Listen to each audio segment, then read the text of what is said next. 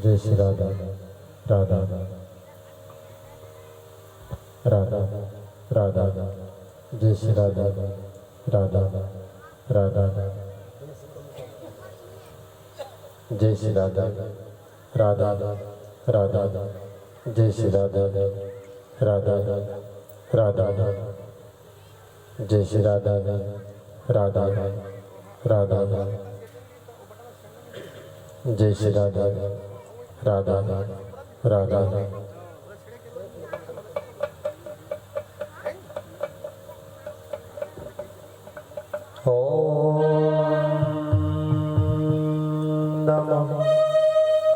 भगवते वासुदेवाय ओम नमो भगवते वासुदेवाय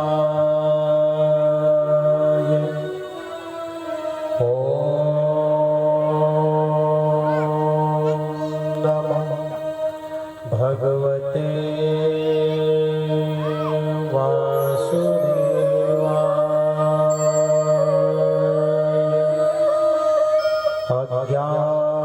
अज्ञानतिमिरान्धस्य ज्ञानञ्जनशलाकया चक्षुरुन्मीलितं येन तस्मै श्रीगुरुवे नमः। वंशे विभूषितकराननिर्दभात् पीताम्बरं दारुणं बिम्बफलाधरोष्ठात्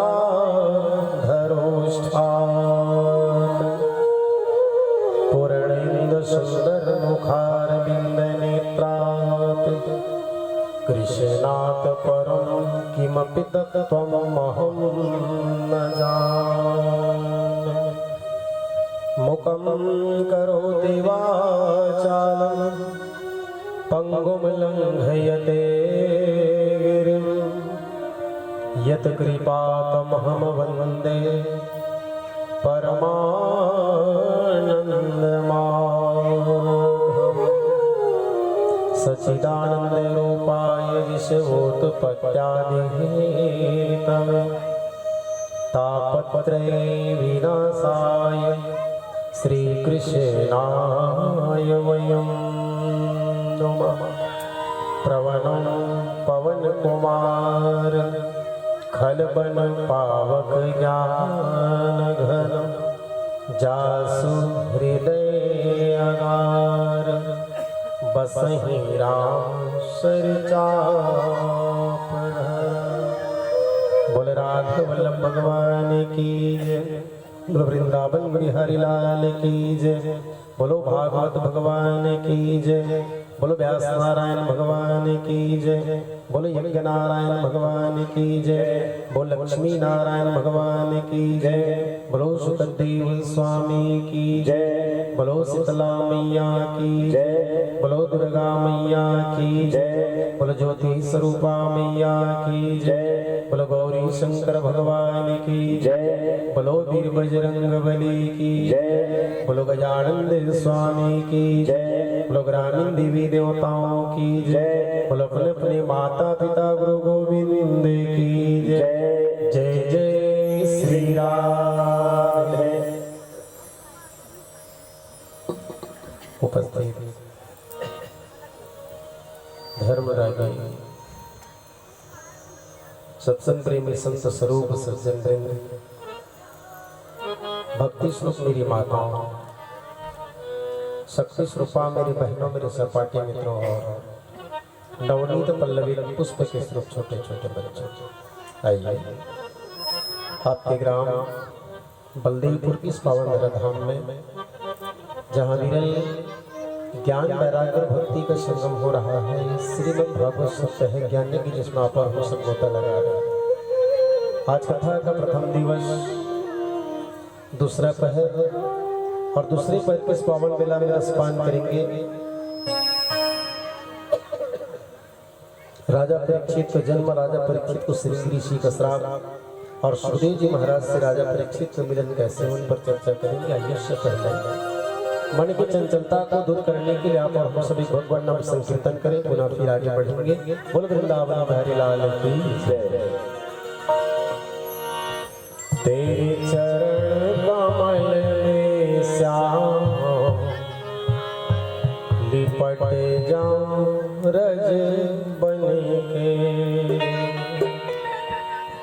तेरे चरण कमल में श्याम लिपट जाऊं रज बन के, तेरे चरण कमल में श्याम लिपट जाऊं रज बन के, तेरे चरण कमल में श्याम लिपट जाऊं रज बन के, तेरे चरण कमल में श्याम लिपट जाऊं रज बन के, लिपट जाऊं रज बन के, लिपट जाऊं रज बन के, लिपट जाऊं रज बन के, लिपट जाऊं रज बन के, लिपट जाऊं रज बन के, लिपट जाऊं रज बन के, लिपट जाऊं रज बन के, लिपट जाऊं रज बन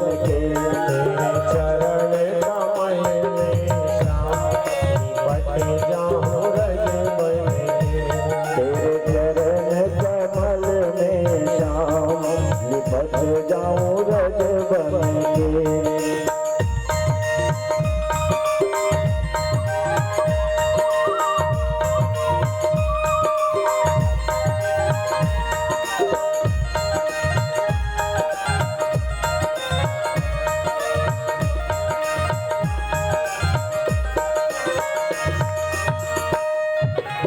नित नित तेरा दर्शन पा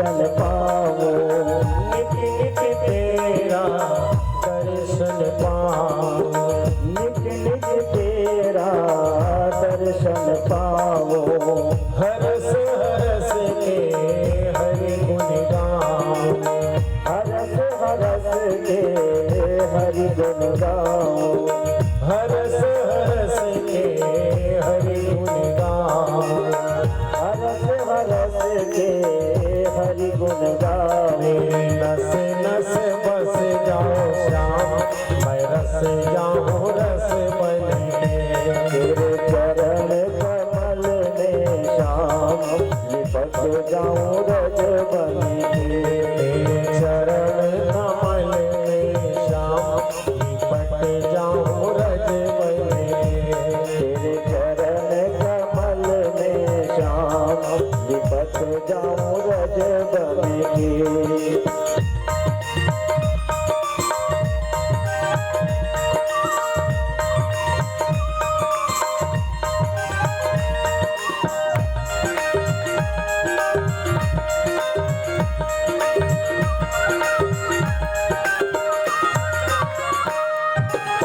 छिन छिन तेरा सुमिरन होवे छिन छिन तेरा सुमिरन होवे छिन छिन तेरा सुमिरन होवे छिन छिन तेरा सुमिरन होवे हर पल तुझ पर अर्पण होवे हर पल तुझ पर अर्पण होवे हर पल तुझ पर अर्पण होवे हर पल तुझ पर अर्पण होवे सब तेरे आँखों तुम्हें तेरे मन मन तेरे चरण कमल में श्याम लिपट जाऊं रज बन के तेरे चरण कमल में श्याम लिपट जाऊं रज बन के तेरे चरण कमल में श्याम लिपट जाऊं रज बन के तेरे चरण कमल में श्याम लिपट जाऊं रज बन के तेरे चरण कमल में श्याम लिपट जाऊं रज बन के लिपट जाऊं रज बन के लिपट जाऊं रज बन के लिपट जाऊं रज बन के लिपट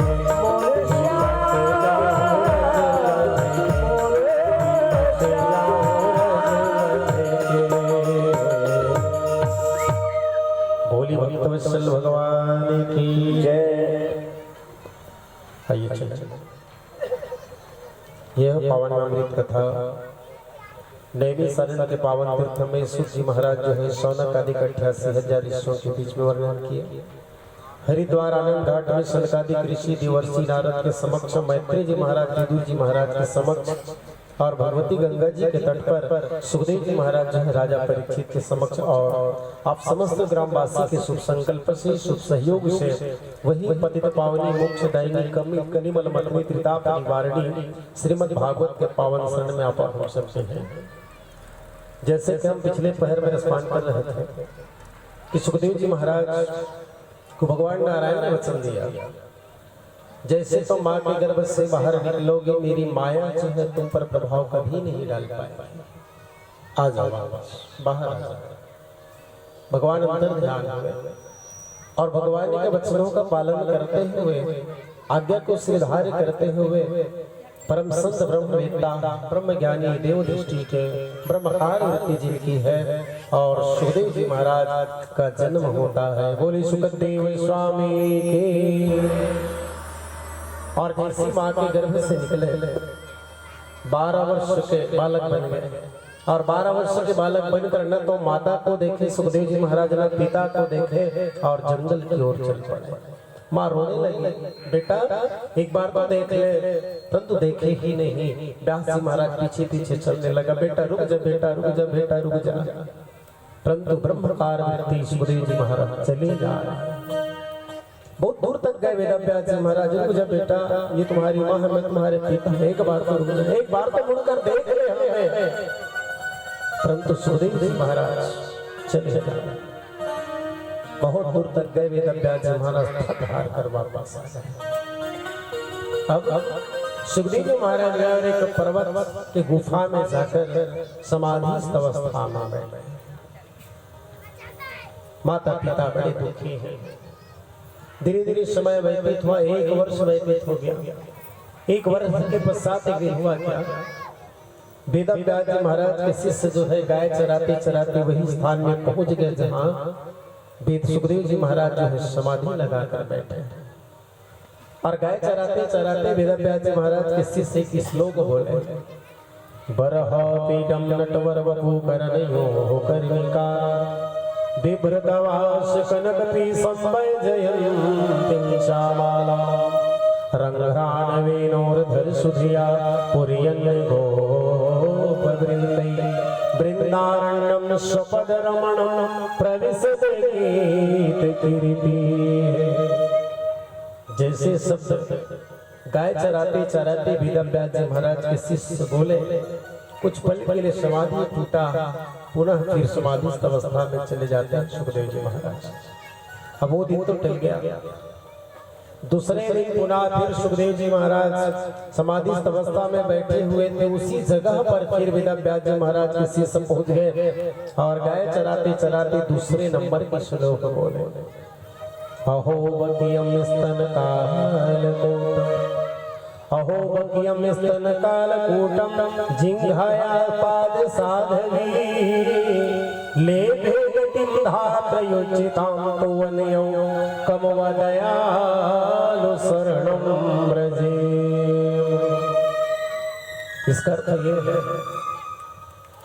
आश्चर्य की बात है कि भगवान की दयालुता को कहां तक के वर्णन किया जाए। अहो बकियम स्तन कालकूटम, पुतना जो है, कालकूट का मतलब होता है विष। पुतना जो है अपने स्तन में कालकूट विष लगा के आई थी भगवान को पिलाने के लिए, और विष भी पिलाई, लेकिन विष पिलाने वाले को भी भगवान जब में धाम भेज दिए। उनकी दयालुता का कहां तक के वर्णन किया जाए, इसका अर्थ यही श्लोक का। और इस श्लोक जैसे ही सुने सुखदेव जी महाराज का समाधि टूटा। गुफा से बाहर निकले सुखदेव जी महाराज, और जैसे गुफा से बाहर निकले सुखदेव जी महाराज ने देखा क्या, गाय चराने वाले 2 जने हैं। सुखदेव जी महाराज ने उनसे पूछा, बोले भैया आप लोग कल यहाँ आए थे क्या? बोले हाँ। श्लोक बोले हम नहीं बोले। और आज? बोले हम नहीं। बाप रे, गाय चराने वाले चरवाहे बोले इतने सुंदर सुंदर श्लोक बोल लेते हो भैया, ये कहाँ से पाए तुम लोग, कहाँ से सीखे? वेदव्यास जी महाराज के शिष्यों ने कहा, बोले हमारे गुरु जी के पास तो ऐसे ऐसे हजारों श्लोक भरे पड़े हैं। सुखदेव जी महाराज ने कहा कि तुम्हारे गुरु जो है मुझे ऐसे श्लोक सिखाएंगे, मुझे भी पढ़ाएंगे। बोले क्यों नहीं, चलो हमारे साथ। देखो आगे आगे गौ माता, पीछे पीछे गाय चराने वाले, धूल उड़ रहा है, और उड़ते हुए धूल के बीच में सुखदेव जी महाराज भी चले जा रहे हैं। गरवारी मेरा देखे हो, गोधुली मेला में गाय जब उड़ते बस्ती अंदर तो कच्चा धूल उड़ते नहीं, और वही कहते गोधुली मेला रहे, गरवारी पे रहे, दरवाजा उछल लगा, ये सब कई तो नियम मस्जिद करे रहते, कल बताऊंगा बात। तो वही धूल के बीच में आने सभी गौ माता के पीछे पीछे भगवान शिव चले आते हैं, क्योंकि सुखदेव जी महाराज कोई और नहीं बल्कि सुखदेव जी महाराज जो भगवान शिव के ही अंश हैं। क्योंकि वेदव्यास जी महाराज ने कठिन तपस्या किया था भगवान भोलेनाथ के नाम को लेकर, और भगवान भोलेनाथ जब प्रसन्न हुए तो वेदव्यास जी महाराज ने कहा था कि चाहूं तो मैं समान सुख वाली बात है कि तुम्हारे जैसे तुम्हारे अंश मेरा पुत्र हो, और सुखदेव जी महाराज कोई और नहीं, सुखदेव जी महाराज जी भगवान भोलेनाथ के अंश है, जो सभी जीव को देखने के लिए गोधूली मेला के समय में गौ माता के पीछे पीछे सभी जगह है। क्योंकि जितने जीव उतने शिव, जितने जीव उतने शिव है, और जीव और शिव ये दोनों का संबंध तो जन्म जन्मांतर से है। जीव और शिव कभी भिन्न नहीं है, कभी अलग है। ये चले आए और जैसे आश्रम में पहुंचे गौ माता को गौशाला लेने जाएगा, शिष्य जो अपने अपने कुटिया में चले गए और सुखदेव जी महाराज खड़े हैं, धूल उड़ रहा है। वेदव्यास जी महाराज देखे दूर से, अरे तो हमारे पुत्र सुखदेव जैसा लगता है। अब धूल धीरे धीरे समाप्त हो गई। अब देखिए वास्तविक सुखदेव जी महाराज खड़ा है। वेदव्यास जी महाराज अपनी धर्म पत्नी माता रानी के साथ दौड़ पड़े तो हमारा पुत्र सुखदेव है, दोनों के दोनों की करके गले से लगा लिए, आप प्रेम से बैठा है। वेदव्यास जी महाराज ने कहा, बेटा मैं उस दिन जब तुम्हारा जन्म हुआ तेरे पीछे पीछे कितने दूर तक के गया है, लेकिन तू वापस नहीं आया। और बोले पिताजी नहीं आपका प्रेम और नहीं मेरी माँ की ममता, ये दोनों खींच कर नहीं लाया है, बल्कि गाय चराते चराते आपके शिष्यों ने जो श्लोक बोला है वो मुझे खींच कर लाया है। पिताश्री निवेदन है आपसे कहे कि जो बाकी शिष्यों को आपने श्लोक पढ़ाया है, सिखाया है, बोले वही श्लोक मैं भी पढ़ना चाहता हूँ, मैं भी सीखना चाहता हूँ, क्यों नहीं पुत्र कहे। और श्रीमद् भागवत के संपूर्ण 18,000 श्लोकों का पठन पाठन करा दिए वेदव्यास जी महाराज सुखदेव जी महाराज को। अब वहां रहने का मन तो नहीं लगा सुखदेव जी का, लेकिन सुखदेव जी महाराज ने सोचा अगर मैं चला जाऊंगा तो मेरे माता पिता को बड़ी तकलीफ होगी। तो उन्होंने क्या किया, छाया सुख का निर्माण करा दिया और छाया सुख के निर्माण करके माता पिता के संतोषार्थ छाया सुख को वहां रखे और फिर स्वयं वहां से चले गए, समाधि लगाकर बैठ गए।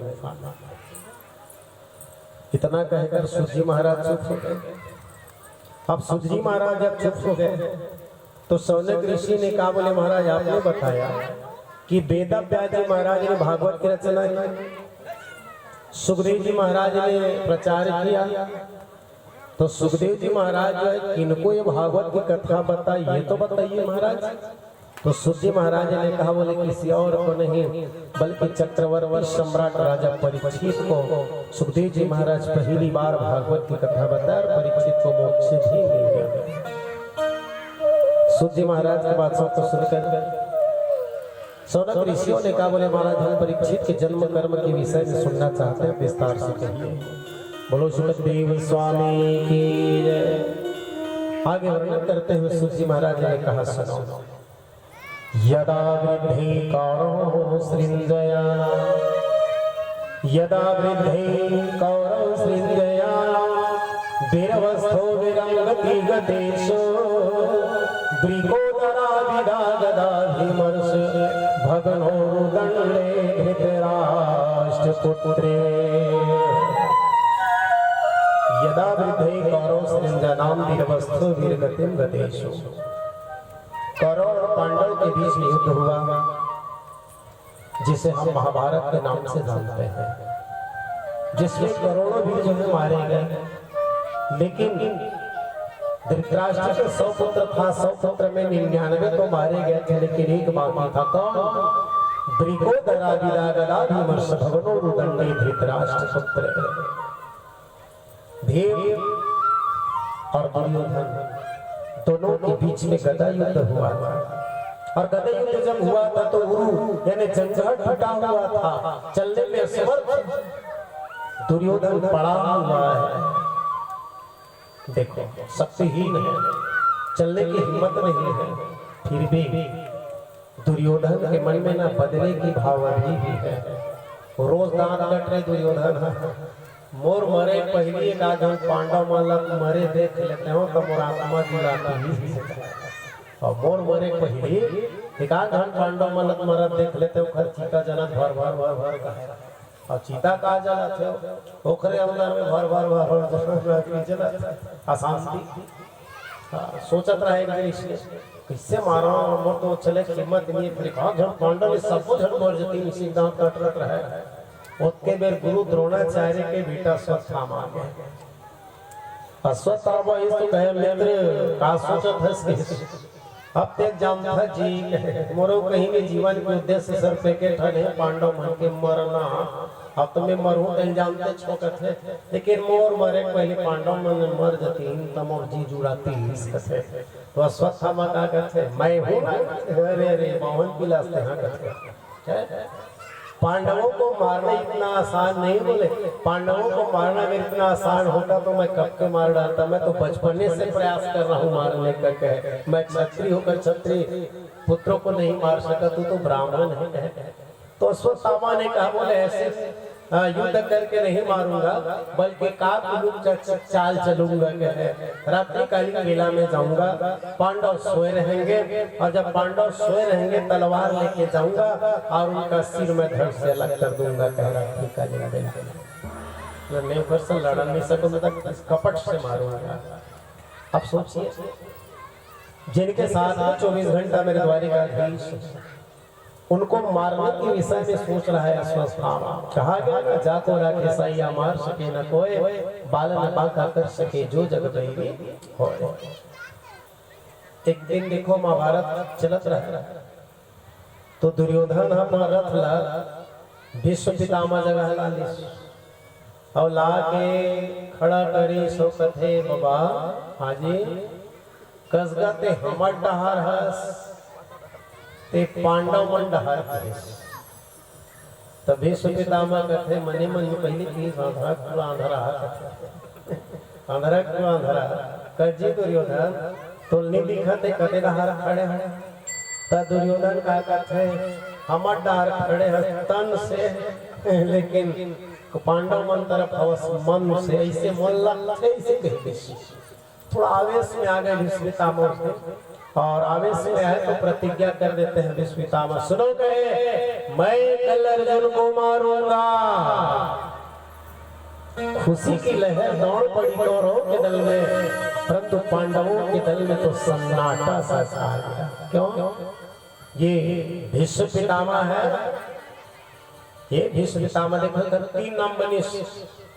पहली जब जन्म हुई गंगा मैया से, तो गंगे समय रहते तो कर जन्म होने के बारे में बताते गंगे है ना। फिर ओकर नाम पड़ गए देवव्रत, और अपन दादा शांतनु के कारण विशेष प्रतिज्ञा करिछना ते कर सते भीष्म पितामह पड़े भीषण प्रतिज्ञा के कारण। तो भीष्म पितामह ऐलान कर दे बोले मैं कल मारूंगा अर्जुन को। पांडवों के दल में सन्नाटा सा छा गया। भगवान सोचने लगे भीष्म पितामह जो कहते हैं वो करके दिखाते हैं। अब मोर अर्जुन के ठिकाना नहीं है तो हो इसका अब युद्ध विराम नहीं सुनेंगे। तो भगवान सोचा थे देखते आज ना अर्जुन ज्यादा काक्रोशन नहीं बोले, मुड़ी धरे बैठे रही काबर करीनी बाँचे भीष्म पितामह प्रतिज्ञा करे। तो देखिए स्वभाव वाला युद्ध विराम के बाद सब इसमें बैठे रहे। तो अर्जुन ज्यादा हंस से बोले हो भगवान कहते हाँ सबसे बोलते बड़े भाई कोई फर्क नहीं पड़े, चलो निकल गया। भोजन करे के बारी है, तो भोजन करे के बारी है तो द्वारिकाधीश फिर विचार करते देखवे है आही नहीं खाही गलत करते डर के मारे काली में मर जो भीष्म पितामह प्रतिज्ञा करे। ता भगवान देखते छी ता दोपहर सौ प्रहा लिखते चले अर्जुन भगवान कहते सब सौ के कर विपरीत होत चले जा। अब रात करके समय ही सब अपन अपन सैन्य कक्ष में अपन अपन शिविर में चले गए। अब सब सैन्य के रथ सो है। भगवान करोड़ बदला थे अलती कलती वाला थे काली मोर अर्जुन के का होगी, काली मोर अर्जुन के का होगी, काली मोर अर्जुन के का हो। भगवान फिर सोचते मरैया हम मरी ओका मारे हम सोच के बोल हिंदी पर मैं अलती कलती देवा था तो जिन मरने वाला है खटिया में सूते तो हम कहते अब वो सूते घरा नहीं हुई जाके देखना चाहिए। और जब जिस ना तो देखिस तो भगवान देखते फिर भी वहां विपरीत दृश्य का अर्जुन सूते हैं नाग बाजा बिंदास सूते हैं हृदय का नाग बाजा थे नाग घाट रहते कोचक तो उठे भगवान उठ तो जी नहीं इनका नहीं दिन भर थके हम सारे उठ तो पहले काय जल्दी बता बोला पर नींद आता कर जी दिनमान भीष्म पितामह प्रतिज्ञा करे सुने हस्ते नहीं सुने सुने तो देखो कदी डरनी है भाई नहीं काका मर जाबे के आ तोला मर जाई के मोर नींद नहीं परत देख हते मार नाक बजा बजा तो था बिंदास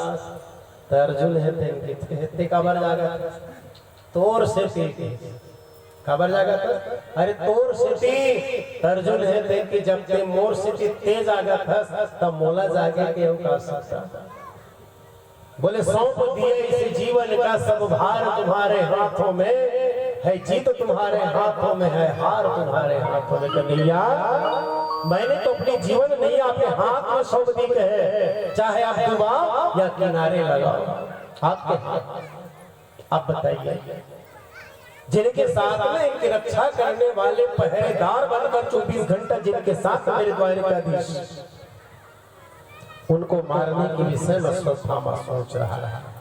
फिर भी अश्वत्थामा जो है दिन निश्चित कर दिए कि अमुक दिन के रात्रि कालीन बेला में मैं जाऊंगा, लेकिन दुर्बुद्धि दुर्योधन आदि क्या जाने कि भगवान सर्वंतर्यामी सब कुछ जानने वाले, भगवान सब कुछ जान गए। तो जिस रात्रि कालीन बेला में अश्वत्थामा जो है पांडवों को मारने के लिए आने वाला था, भगवान पांडवों को तैयार की, माता द्रौपदी भी तैयार हो गई। बोले चलो एक जगह स्नान करके आएंगे कहे, और जब से युद्ध समाप्त हुआ है तुम लोग कोई पवित्र स्थल नहीं गए हो, चलो चलते हैं।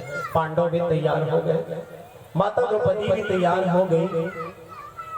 तो माता द्रौपदी के 5 पुत्र सोए हुए थे, पांचों को भगवान जगा देगा, बेटा उठो उठो उठो।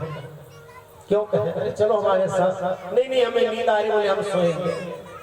थोड़ा भाव देखते हैं। जब जब भी जीव मोह रूपी निशा में पड़ा रहता है, मोह निशा सब सोवा निहारा, जब जब भी अजीत जो है मोह रूपी निद्रा में पड़ा रहता है, तब तब अंतरात्मा में बसे परमात्मा जो है इस जीव को जगाने का प्रयास करता है, इस जीव को उठाने का प्रयास करता है, लेकिन ये जीव कभी जगता ही नहीं। क्यों? ईश्वर अंश जीव अविनाशी चेतन अमल सहज सुख राशि। जीव को परमात्मा जो है बार बार जगाने का प्रयास करते हैं, सही रास्ता दिखाने का प्रयास करते हैं, लेकिन ये जीव मोह रूपी निशा में, मोह रूपी निद्रा में ऐसे पड़ा रहता है कि अपने अंतरात्मा की आवाज को भी नहीं सुन सकता।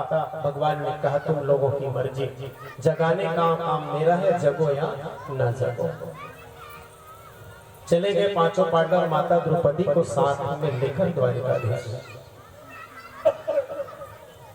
दिन निश्चित था, समय निश्चित था, और निश्चित समय के अनुसार अश्वत्थामा आता है रात्रिकालीन बेला। और उस दिन दुर्भाग्य नहीं उन बच्चों का, सभी जो है अपने अपने पिता के पलंग में सोए हुए थे, पैर से लेके सिर तक के चादर ओढ़े हुए सफेद रंग का।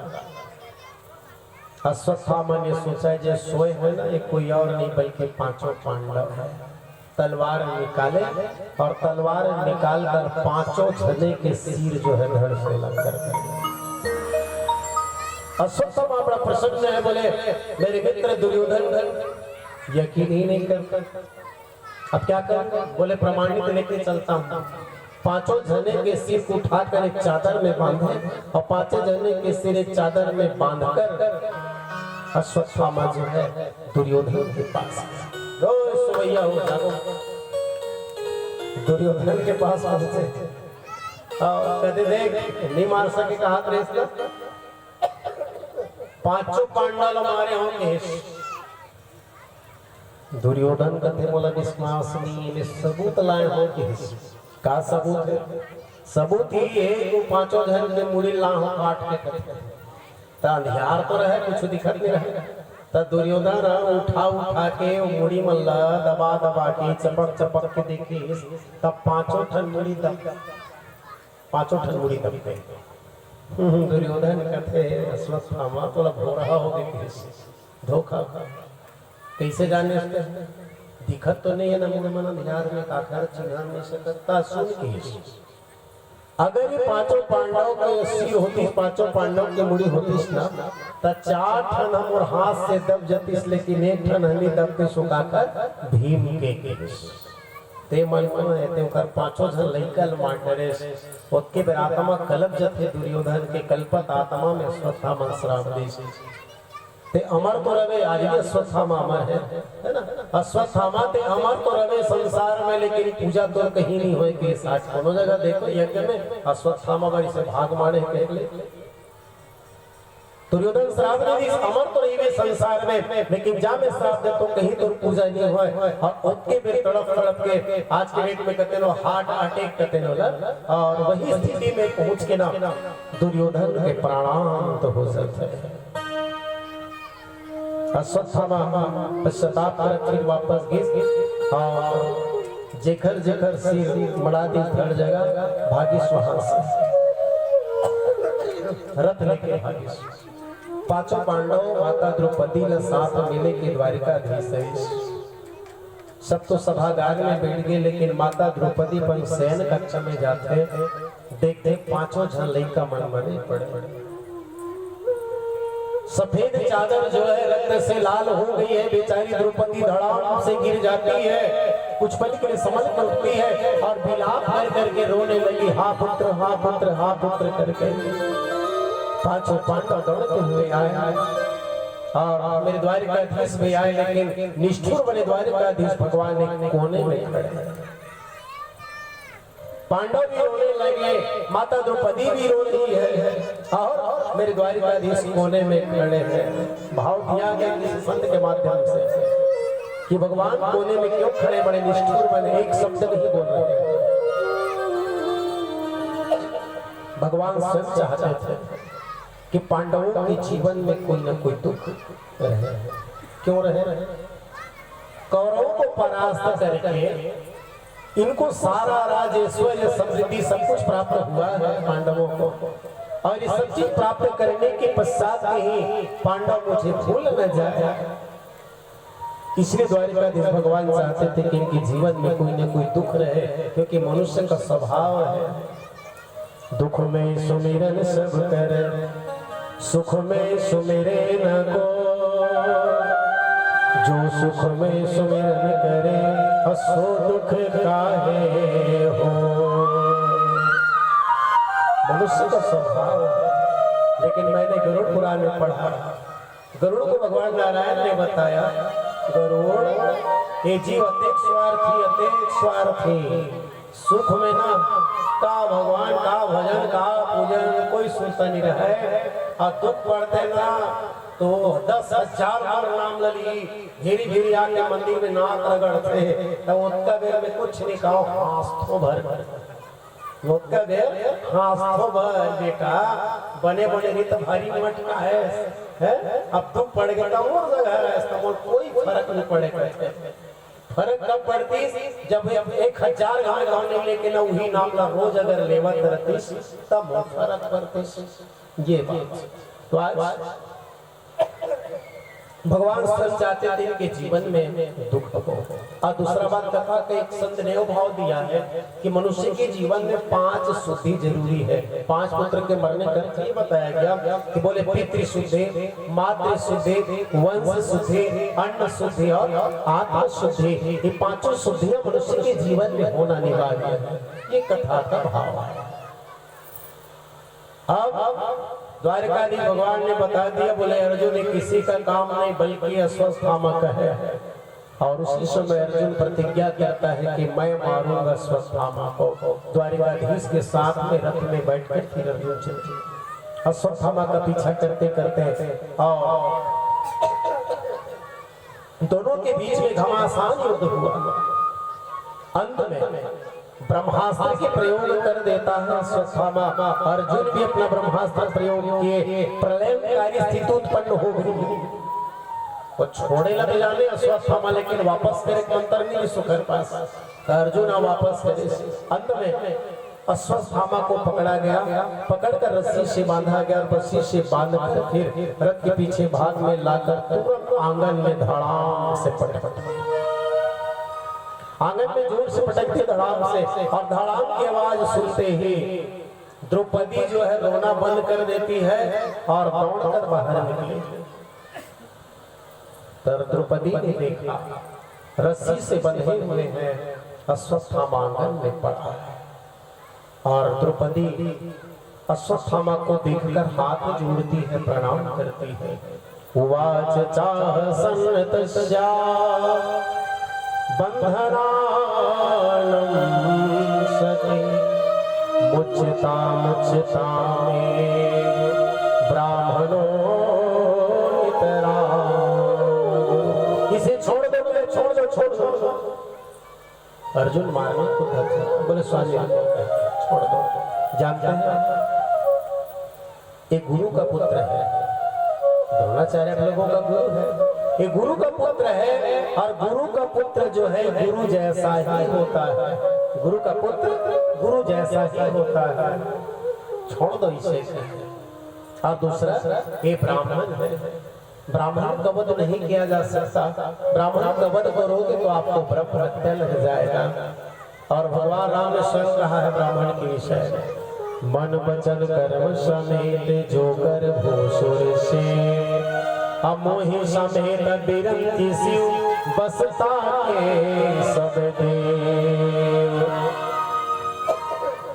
कबंध को जब उद्धार करी सबरे प्रसंग पहले भगवान राम तो कबंध लगे इसके मन क्रम वचन मन वचन कर्म समेत जोकर भूसुर से, मनसा वाचार कर्मणा भूसुर भू यानी भूमि सूर्य यानी देवता ब्राह्मण की पूजा जिन करते ना, वो व्यक्ति ला एक ब्राह्मण की पूजा करे से मोही समेत बिरंज शिव बसता के सब देव, यानी ब्रह्मा विष्णु महेश के पूजा करे के फल एक ब्राह्मण की पूजा करे से प्राप्त होते के। सबसे कोई ब्राह्मण के अपमान कर रहे हैं, गंधर्व ऐसा राक्षस बने पड़ गए, कबंध को बोला गया राम के द्वारा। और इस तरह द्रौपदी तो दया का सागर है, द्रौपदी तो दया का सागर है। और द्रौपदी जो है कहने लगी, बोले स्वामी आप जानते हैं ये गौतमी माता के पुत्र हैं, द्रोणाचार्य जी महाराज की पत्नी का नाम गौतमी। मैं तो सधवा हूँ, मैं तो सधवा हूँ, आप मेरे 5 पति जीवित हो, मैं आप लोगों के सहारा जीवन जी सकती हूँ। देखो कोरोना है कितना रहा आजकल भी जाना है, खांसी धर से नहीं अरे महाराज ना कोरोना है तारे।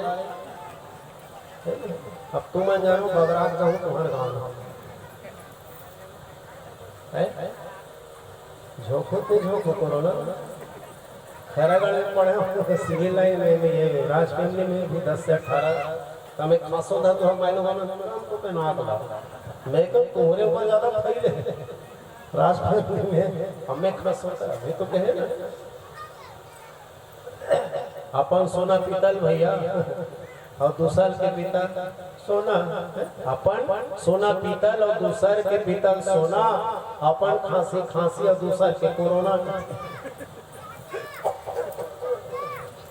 बोल वृंदावन। इस तरह कहने लगी कि द्रोणाचार्य जी महाराज की पत्नी गौतमी विधवा है, और एक विधवा स्त्री जो है पुत्र के सहारा जीवन जीती है।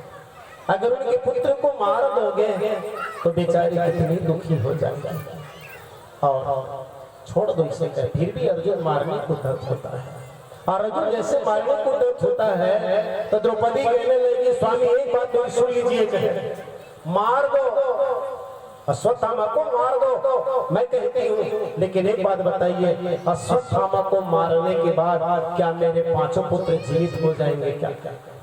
अगर इनको मारने के पश्चात मेरे 5 पुत्र जीवित होते हैं तो मार दो कहेगा।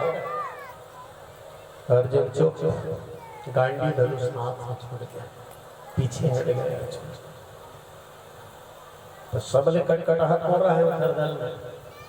भीम ओ अर्जुन काउ तोर प्राण के घर ले कहीं के रेस की मैं मारूंगा अश्वत्थामा को। अब काउ गांडी धनुष गलत छोड़ गए, लेकिन मैं छोड़ने वाला नहीं हूँ, मैं पक्का मारू की गदा धर कर उड़ रहा भीम। भगवान के धकल कर जागो पर हाथ बदरी मजले भैया नहीं भीम के जी खिसिया काबा। अरे मैं उपाय बताता हूँ ना, कहे ब्राह्मण को मारना कोई जरूरी नहीं है, दूसरे किस्म से भी मारा जा सकता है। एक बात ये ब्राह्मण है, मारोगे तो तुम्हें ब्रह्म हत्या लग जाएगा, जीवन भर कभी उतरने वाला नहीं है। फिर तो क्या किया जाएगा? एक काम करो ना, वपनम द्रविणा दानम, यानी उनके जो भी धन है उसको छीन लो, धन को छीन लो, मुंडन कर दो, और जिस जगह पर ब्राह्मण उसको धक्का देकर बाहर निकाल दो, यही जो है ब्राह्मण की हत्या है। धन को छीन लो धक्के देकर बाहर निकाल दो, मुंडन कर दो, कहे यही ब्राह्मण का हत्या है और कुछ ज्यादा करने की आवश्यकता नहीं है। इससे ब्रह्म हत्या होने से भी तुम लोग बच जाओगे। और ऐसा ही किया गया। अश्वत्थामा के यहाँ पर एक सिद्ध मणि लगा हुआ था और उस सिद्ध मणि को केस सहित बाल सहित निकाल दिया गया, अर्ध मुंडन करके अश्वत्थामा को धक्के देकर बाहर निकाल दिया गया। अच्छा एक बात, सम्मानित व्यक्ति के लिए ना अपमान जो है मरण से भी बढ़कर होता है। अब अश्वत्थामा अपमानित होकर निकल गया और चलते चलते विचार करने लगा, बोले इससे अच्छा तो ये होता कि तलवार निकालते, तलवार निकाल कर मेरा सिर काट देते, मैं एक बार में मर जाता। लेकिन अब अपमानित होकर मैं पल पल छीन छीने हर पल मरूंगा, हर पल मरूंगा, बस यही सोचो। लेकिन अश्वत्थामा के मन से बदले की भाव अभी तक की नहीं गई है। अब अश्वत्थामा का सोचते, पांडव वाला नहीं मार सके कोई बात नहीं, मोर काम है उतना बोबर लड़का वाला मारना, पांडव मन के लड़का वाला तो मार डरे। लेकिन पांडव मन के वंश में कोई और आने वाला है जन्म लेके, कौन? अच्छा विकट कथा सुने हो दाई भाई, परीक्षित के दाई दादा का नाम कस कथा, परीक्षित महाराज पटल कहा जिस कई साल हो गई हम भगवान को, तब परीक्षित के दाई दादा के का नाम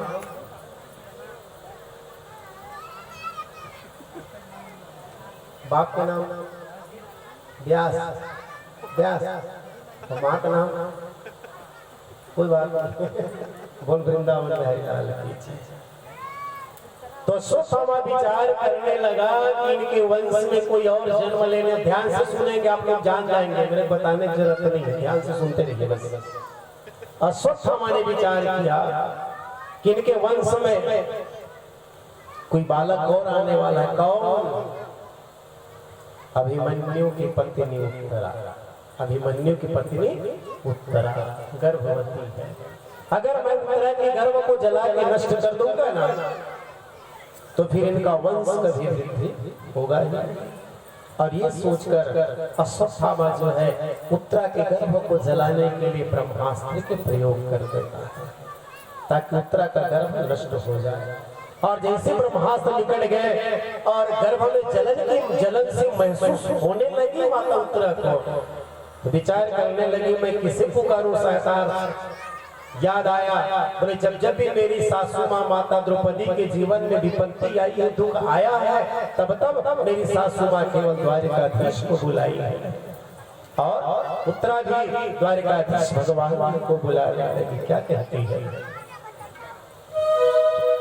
मेरा कोई न सहारा बिन तेरे, नंदलाल सांवरिया मेरे, मेरा कोई न सहारा बिन तेरे, नंदलाल सांवरिया मेरे, मेरा कोई न सहारा बिन तेरे, नंदलाल सांवरिया मेरे, मेरा कोई न सहारा बिन तेरे, नंदलाल सांवरिया मेरे, मेरा कोई न सहारा बिन तेरे, नंदलाल सांवरिया मेरे, नंदलाल सांवरिया मेरे, नंदलाल सांवरिया मेरे, गोपाल सांवरिया मेरे, गोपाल सांवरिया मेरे, मेरा कोई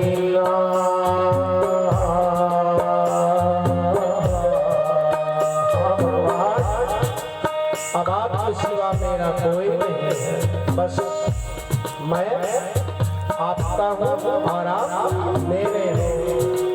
हम दोनों के सिवा संसार में तीसरा कोई नहीं है मेरा प्रभु।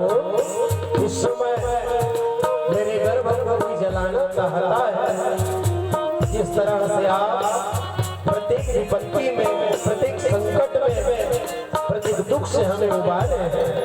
एक निवेदन और करती हूँ प्रभु, मेरी धर्म की रक्षा करो, रक्षा करो, रक्षा करो।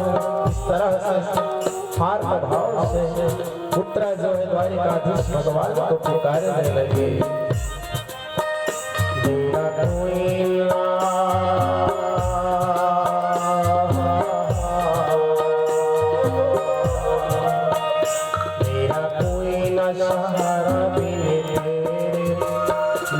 लाल सांवरिया मेरा कोई न सहारा बिन तेरे, नंदलाल सांवरिया मेरे। गोपाल सांवरिया मेरे, गोपाल सांवरिया मेरे। नंदलाल सांवरिया मेरे, गोपाल सांवरिया मेरे। बोले भक्तवत्सल भगवान की जय। और उत्तरा जो है द्वारिकाधीश भगवान को पुकारने लगे।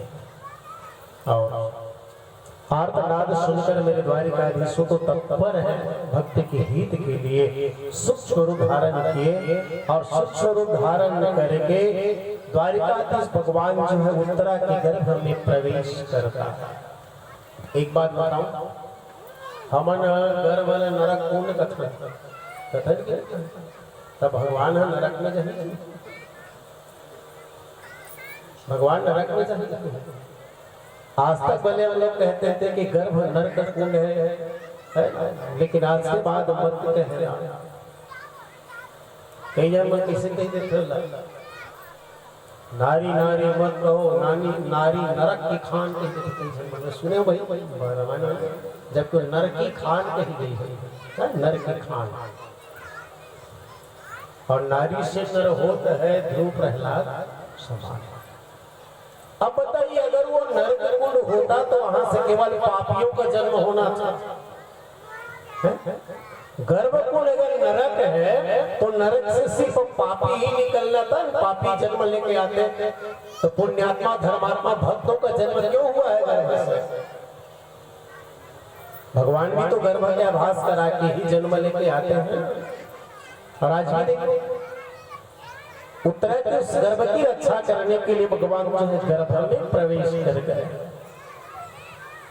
और अंत में ब्रह्मास्त्र से उस गर्भ की रक्षा करने के पश्चात भगवान ने एक दिन विचार किया कि बोले जब से महाभारत शुरू हुआ है तब से मैं द्वारिका छोड़ के आया हूं, तो मुझे द्वारिका चलना चाहिए। सबसे विदा लिए और सबसे विदा लेकर द्वारिकाधीश भगवान ने कहा चलो मैं चलता हूँ।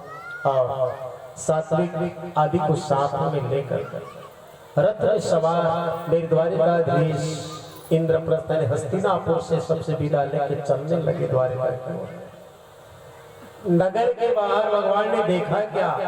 नगर के बाहर द्वारिकाधीश भगवान ये देखता है कि कुंती बुआ सामने खड़ी है हाथ जोड़कर।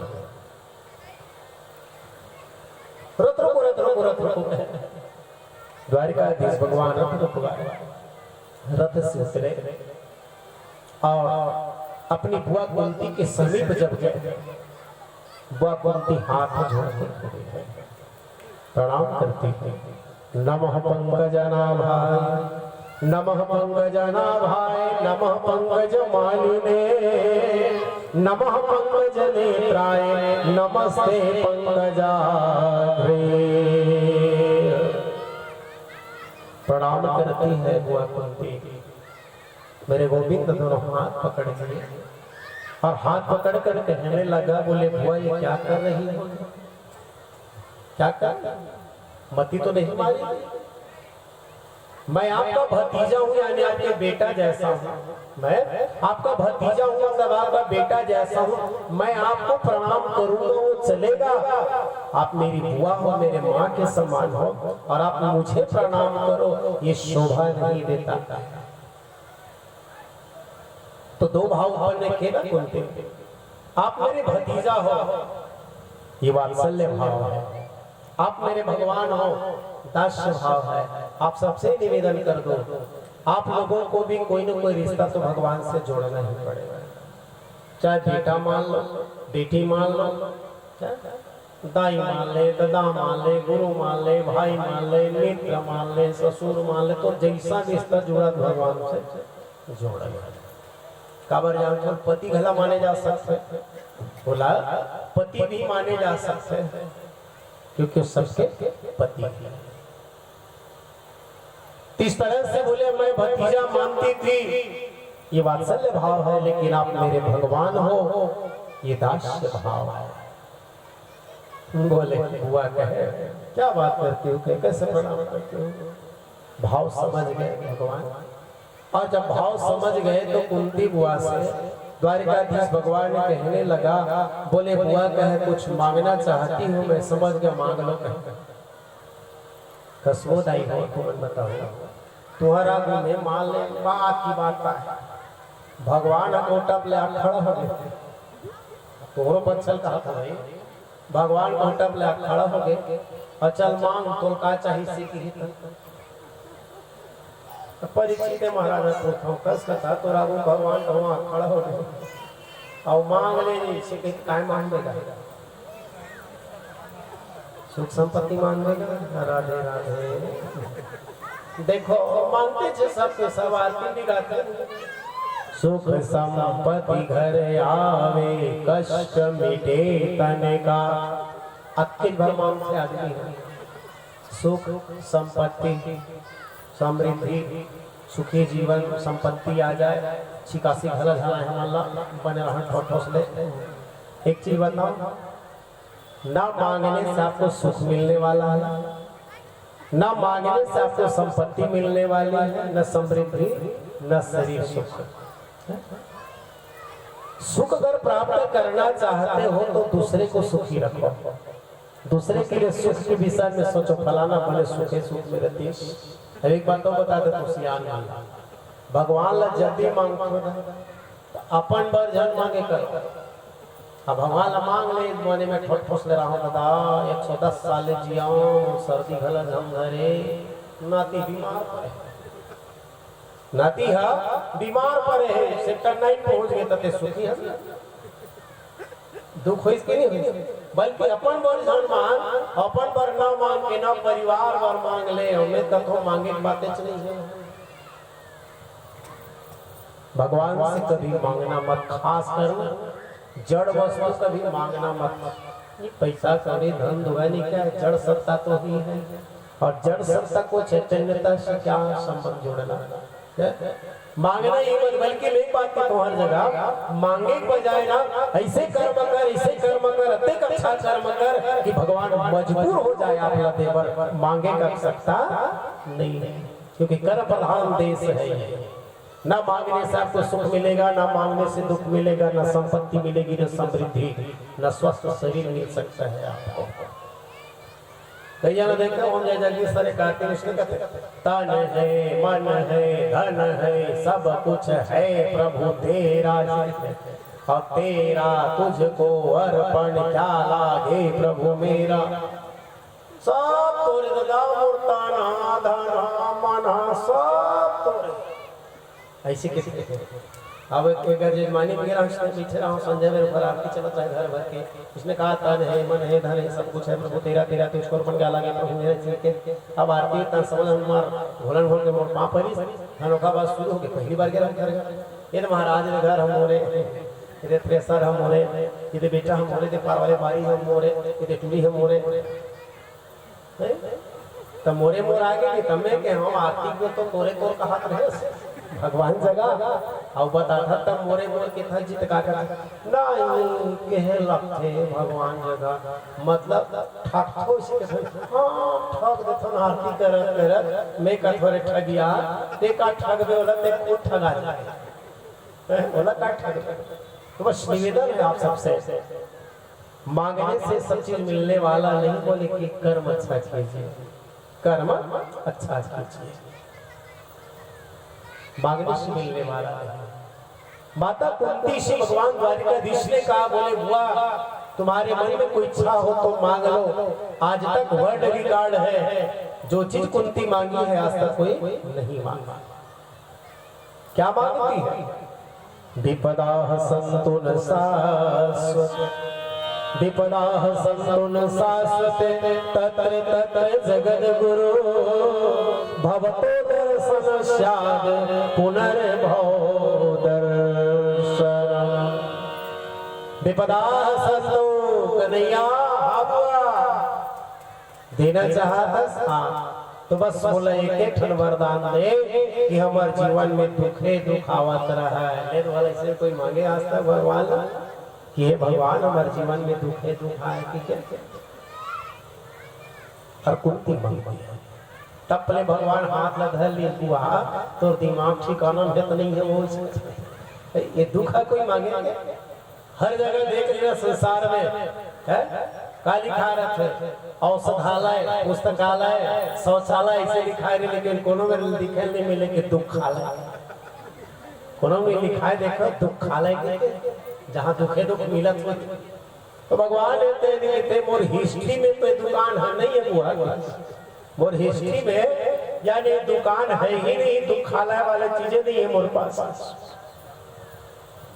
तब पूछिए काबर मांगा खस तेलक बता, तत्र तत्र जगद गुरु, भवतो दर्शन स्याद पुनर्भव दर्शन। मैं जाना था का कि हमारे जीवन में जब जब भी दुख आते, संकट आते, विपत्ति आते, तो वो संकट दुख विपत्ति से बचाए बढ़ते आते बार बार तो दर्शन होते देखर से दिल में कथाओं कि हमारे जीवन में दुखे दुख आवत रहा है, और जब जब दुख आई तब तब आवे। सुख के माथे सिर पर, सुख के माथे सिर पर हरि हृदय से जाए, बलिहारी वह दुख की जो पल पल नाम जपाए। सुख के माथे सिर पर है, सिर यानी पत्थरा है ना, वो सुख के मुड़ी में पत्थरा फेंक के मार देते हो कहते हैं, जिन भगवान भूलवार देते। बलिहारी वह दुख की जो पल पल नाम जपाए। और दुख लगा घोलन घोलन के पांव पर तो दुख के जिन दुख है बार बार भगवान के सुरता देवा थे। हनुमान जी महाराज भी कहे ना कि कहनो मंत विपति प्रभु सोई, और जब तब सुमिरन भजन ना होई। मनुष्य के जीवन में जब तक विपत्ति नहीं आए ना, तब तक भगवान की सुरता भजन आराधना कुछ नहीं कर पाए। भगवान है सच्ची बात हो देखो